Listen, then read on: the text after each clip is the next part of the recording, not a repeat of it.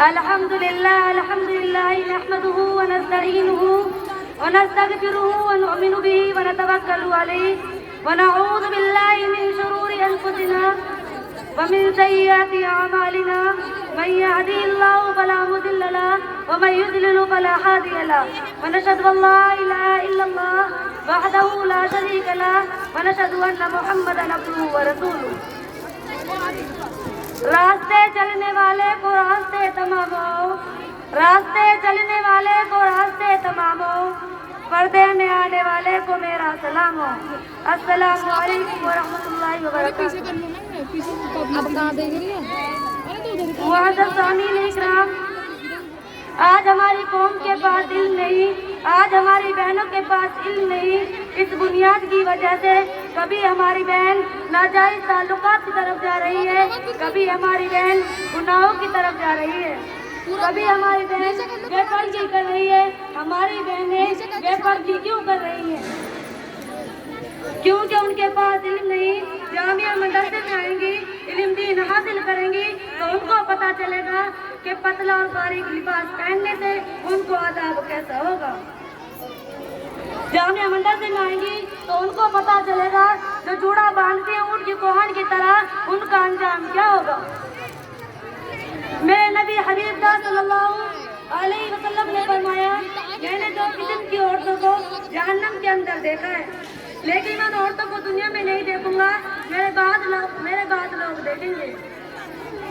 साहबा को ताज्जुब हुआ, कहने लगे या रसूल अल्लाह, हमारे माँ बाप पर कुर्बान, ये कैसे हो सकता है कि आपने उन औरतों को जहन्नम में देखा लेकिन आप उन औरतों को दुनिया में नहीं देखोगे। मेरे नबी सल्लल्लाहु अलैहि वसल्लम कहने लगे, हाँ मैंने उन औरतों को जहन्नम में देखा लेकिन मैं उन औरतों को दुनिया में नहीं देखूंगा। साहबा कहने लगे, हदीस पाक का मफ़हूम, साहबा कहने लगे या रसूल अल्लाह, आप बताइए वो औरतें कौन हो। मुअज़्ज़िज़ सामीन इकराम, मेरे नबी सल्लल्लाहु अलैहि वसल्लम ने फरमाया, उनमें एक औरत तो वो होगी जो कपड़ा पहनने के बावजूद भी नंगी नजर आएगी। साहबा को ताज्जुब हुआ, कहने लगे या रसूल अल्लाह, हमारे माँ बाप आप पर कुर्बान, ये कैसे हो सकता है कि कोई कपड़ा पहनने के बावजूद भी नंगी नजर आए।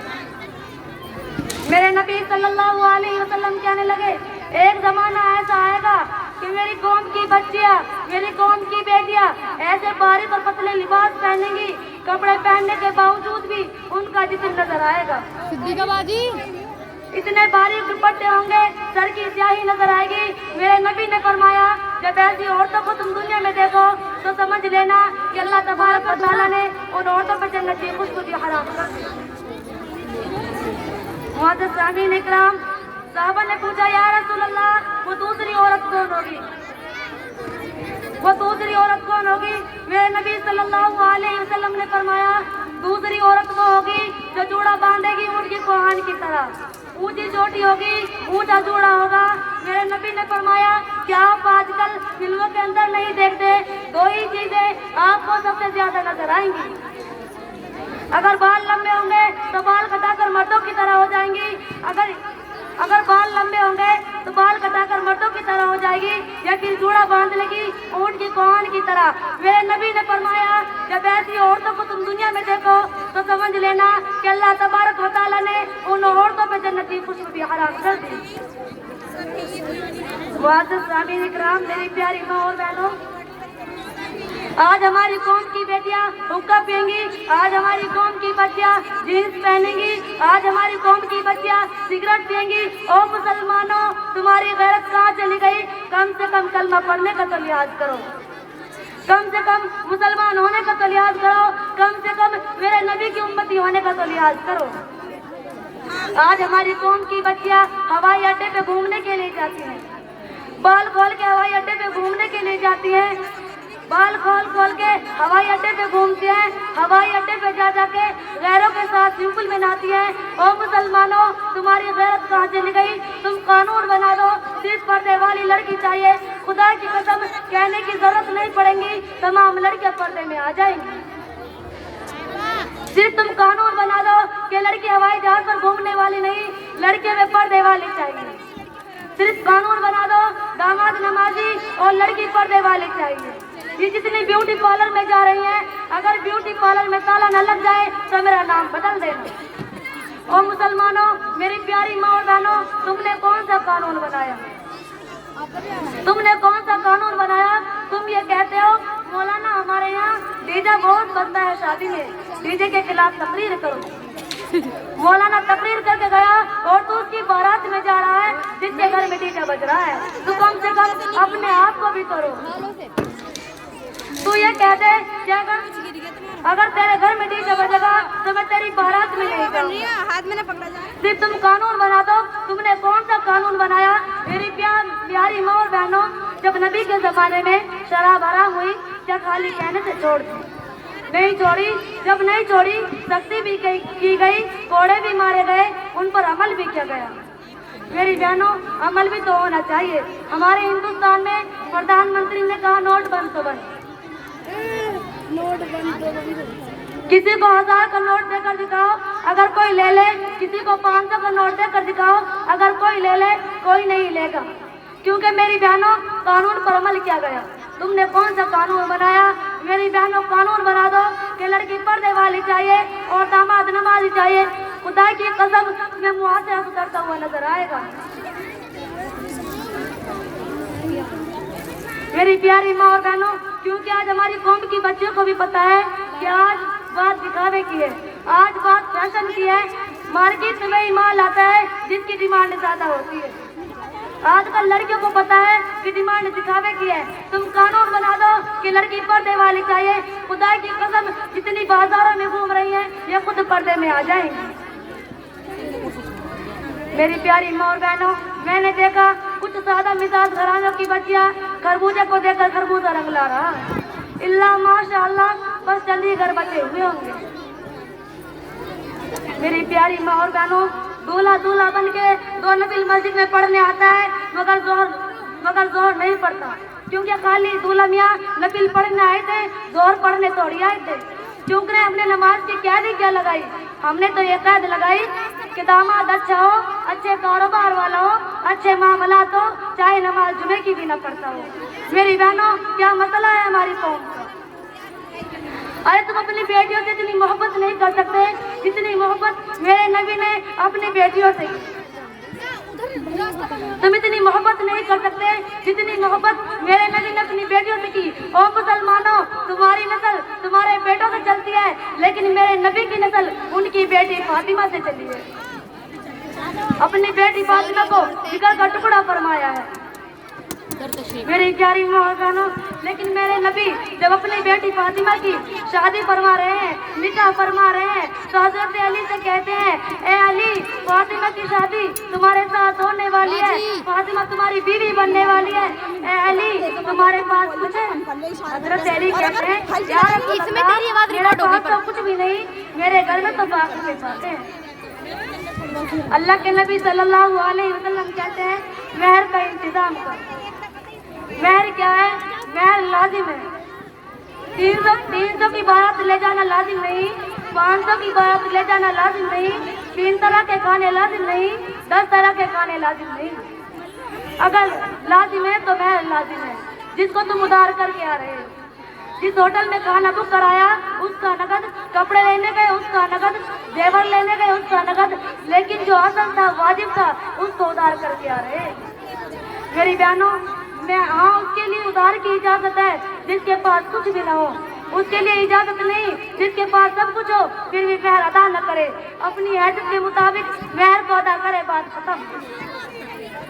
मेरे नबी हजरत अली से कहते हैं, ए अली, तुम्हारे घर में कुछ है? हजरत अली कहते हैं, या रसूल अल्लाह, मेरे घर में तो एक जिरा है, एक ऊंट या घोड़ा, इन दोनों में से एक है, जो मेरे मलका है, मेरे वर्षा है। अल्लाह के नबी सल्लल्लाहु अलैहि वसल्लम कहने लगे, ए अली, महर का इंतजाम करो। हजरत अली ने वो जिरा बेच दी। जिरा बेचने के बाद नबी की बारगाह में जो रकम थी वो रकम पेश कर दी। कहने लगे, या रसूल अल्लाह, ये महर की रकम है। मैं आपको बता दूं, जो हजरत फातिमा को दहेज में बर्तन दिए गए वो कैसे दिए गए थे। जो हजरत अली ने महर की रकम अदा की थी ना, उसके दो हिस्से किए गए। एक हिस्से से महर को अदा किया गया और दूसरे हिस्से से चंद बर्तन खरीद कर हजरत फातिमा के जहेज में दिए गए। अब जिसको ज्यादा शौक है ना जहेज लेने का तो पहले दे और बाद में ले, क्योंकि हजरत अली का तो तरीका यही था।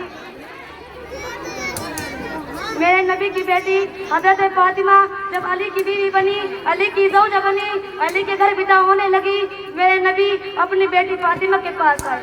मेरे नबी का जुमला सुनो। उस वक्त हर बाप की आंख में आंसू आ जाता है।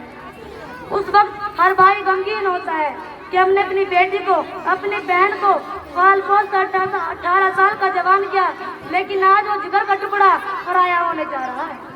लेकिन मेरे नबी अपनी बेटी फातिमा के पास आए और आकर के कहने लगे, ऐ फातिमा, मुझ मोहम्मद से मैदान महशर में इस हाल में मिलना कि तुमसे तुम्हारे शौहर अली राजी हो, इस हाल में न मिलना कि तुमसे तुम्हारे शौहर अली नाराज हो। आजकल की बच्चियों का क्या काम है, जब घर से विदा होकर ससुराल में जाती हैं, अगर घर जैसा खाना ना मिले तो माँ को फोन लगाती हैं और कहती हैं, ओ अम्मी, यहाँ तो हमारे घर जैसा खाना नहीं, यहाँ तो हमारे घर जैसा माहौल नहीं, यहाँ तो हमारे घर जैसी चाय नहीं। ओ बहन, मैं तुझे बता दूं, वो घर तेरा घर नहीं जहाँ पे तू शिकायत कर रही है, वो है वो तेरा घर है जिसकी तू शिकायत करने जा रही है। जब तक बेटी की नजर में ये नहीं आएगा कि जिस घर की मैं शिकायत कर रही हूँ, शोहर का घर मेरा घर, वो मेरा घर नहीं, वो मेरी माँ का घर है, वो मेरा घर नहीं, मेरे बाप का घर है, शिकायत पे शिकायत होती रहेगी। और मैं तुमने मुझे कहाँ फेंक दिया, मेरी किस्मत कहाँ छोड़ दी। लेकिन मेरे नबी की बेटी फातिमा, नाजुक परी फातिमा, जब मौला अली के घर गई, जब हजरत अली की बीवी बनी, हजरत अली की ज़ौजा बनी, कभी खाना होता कभी नहीं होता, लेकिन जब खाना होता फातिमा की ज़बान पर जब भी अल्लाह का शुक्र होता, और जब खाना नहीं होता जब भी फातिमा की ज़बान पर अल्लाह का शुक्र होता। मेरी प्यारी माँ और बहनों, मैं आपको सारी कफन न पढ़ के ही बता दूं। एक मर्तबा हजरत अली नबी की बारगाह से तशरीफ लाए, आकर के खामोश बैठ गए। हजरत फातिमा कहने लगी, ऐ मेरे सरताज, आपको क्या हो गया, आप क्यों खामोश बैठे? हजरत अली कहने लगे, क्या बताऊं फातिमा, जो मैं सोचता हूँ वो हो जाता तो कितना अच्छा होता। हजरत फातिमा कहती हैं, ऐ अली बताइए ना क्या हो जाता। हजरत अली कहते हैं, ऐ फातिमा, मैं अभी नबी की बारगाह से आया, मैं अभी नबी की बारगाह से आया हूँ। मैंने देखा हजरत उस्मान गनी नबी की बारगाह में तशरीफ लाए, मेरा महबूब मिंबर पर तशरीफ लाया, अल्लाह के नबी मिंबर पर तशरीफ लाए। हजरत उस्मान गनी खड़े हुए और खड़े होकर के अर्ज करने लगे, या रसूल अल्लाह, आपकी हमारे घर पे दावत है। दाएं देखा बाएं देखा, फिर कहने लगे, या रसूल अल्लाह, आपके साथ साथ तमाम सहाबा की भी मेरे घर पे दावत है। हजरत अली कहते हैं, फातिमा, मैंने देखा जब अल्लाह के महबूब, जब तमाम सहाबा हजरत उस्मान गनी के घर पे खाना खाने के लिए जा रहे थे, मैंने देखा उस्मान गनी नबी के कदमों में गिर रहा था। मेरे नबी पीछे मुड़ के मुस्कुरा के बोले, ऐ उस्मान गनी, तू क्यों कदम गिनता है?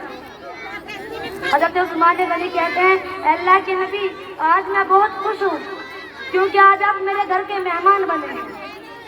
मैं आज बहुत खुश हूँ क्योंकि आज आप मेरे घर के मेहमान बने, इसलिए मैं आपके कदम गिनता हूँ कि आपके हर कदम के बदले एक एक गुलाम आजाद करूँगा। ऐ फातिमा, मैं भी सोचता हूँ काश ये दावत मेरे घर भी हो जाती, मेरा दस्तरखान होता, आमना का लाल होता, तमाम साहबा होते, एक दावत मेरे घर पे भी ऐसी हो जाती। हजरत आज की बीवी होती तो कहती कि जब तेरे पास इतना नहीं तो इतनी लंबी सोच करती हूँ। लेकिन हजरत फातिमा का जवाब सुनो। हजरत फातिमा कहती हैं, अली, आप नबी की बारगाह में जाए और जाकर के नबी की दावत करके आए। हजरत अली कहते हैं, ऐ फातिमा, घर में तो खाने के लिए कुछ भी नहीं, फिर मैं अली की दावत कैसे करके आऊँ? हजरत फातिमा कहने लगी, ए अली, एक आदमी का खाना है घर पर, आप भूखे रह जाना, मैं फातिमा भूखी रहूंगी। अल्लाह के नबी आएंगे तो खाना खाएंगे। कम से कम आपके दिल को तो सुकून मिल जाएगा कि अल्लाह के नबी की दावत मेरे घर पे होगी। अल्लाह फिर हालात अच्छे करेगा तो तमाम सहाबा की भी दावत ये काम करेगी ना तो बेकार है, बच्चों को फिर दिखेगा नहीं ये स्टेज। मेरी प्यारी माँ और बहनों, हजरत अली जब नबी की बारगाह में जाकर के बैठ जाते हैं, अल्लाह के महबूब जब तशरीफ लाते हैं, मिंबर पर आकर बैठते हैं, हजरत अली खड़े हो जाते हैं और खड़े होकर के अर्ज करते हैं, या रसूल अल्लाह, आपकी मेरे घर पे दावत है। जब अल्लाह के महबूब सल्लल्लाहु अलैहि वसल्लम ये सुनते हैं कि अली ने मेरी दावत की, तो अल्लाह के नबी खड़े हो जाते हैं और खड़े होकर के अर्ज करते हैं, ऐ सहाबा मेरी बात सुनो, मेरे साथ साथ आप तमाम की भी हजरत अली के घर पे दावत है। हजरत अली परेशान हो जाते हैं और सोचते हैं कि फातिमा ने तो कहा था एक आलिमी का खाना, इधर भी लग गई है। सिर्फ नबी की दावत करके आने।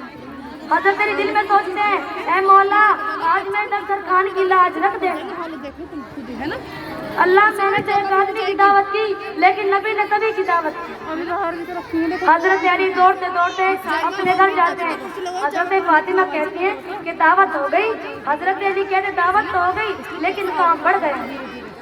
हजरत फातिमा कहने लगी, क्यों, क्या हो गया? हजरत अली कहने लगे, मैंने की, नबी की, नबी ने की, सभी की।